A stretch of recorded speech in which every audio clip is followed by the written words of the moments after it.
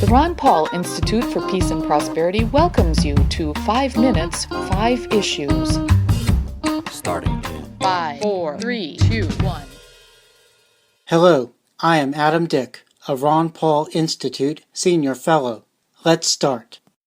Issue 1.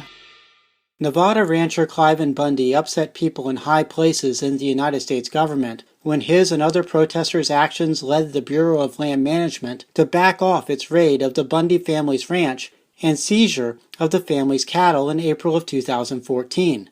At the time, fellow Nevada resident and then U.S. Senate Majority Leader Reid called Bundy and fellow protesters domestic terrorists. Earlier this year, Bundy and other protesters were arrested and jailed on charges related to the confrontation with the BLM. Jeff German writes in the Las Vegas Review-Journal that Bundy's lawyer says Bundy is in solitary confinement 23 hours a day.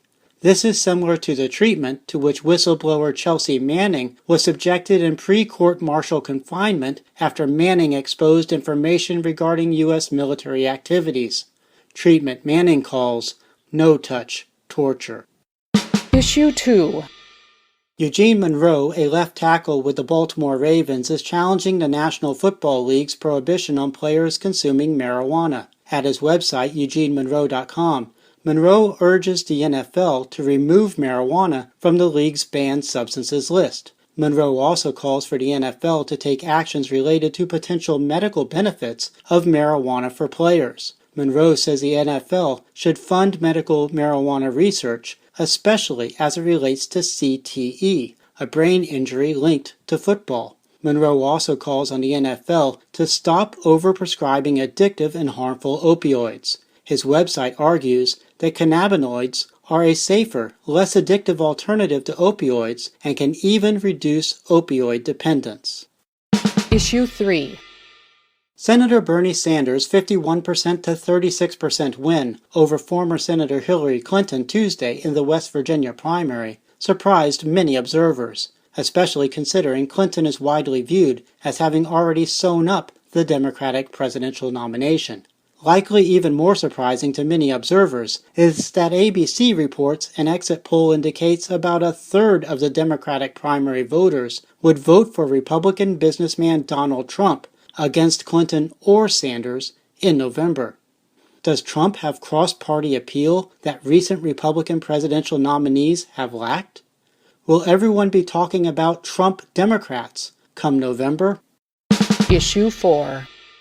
Rob Kuznia reported Sunday at the Washington Post that prosecutors around America are charging people with murder for supplying illegal drugs involved in fatal overdoses. In the article, one prosecutor supporting this creative action of seeking to punish non-murderers for murder is David Hickton, the U.S. Attorney for the Western District of Pennsylvania.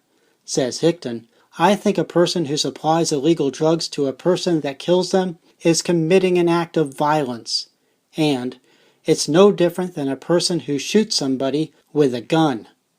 What Hickton leaves out is that free people are responsible for their own choices. That includes a choice to inject heroin, drink vodka, or smoke tobacco.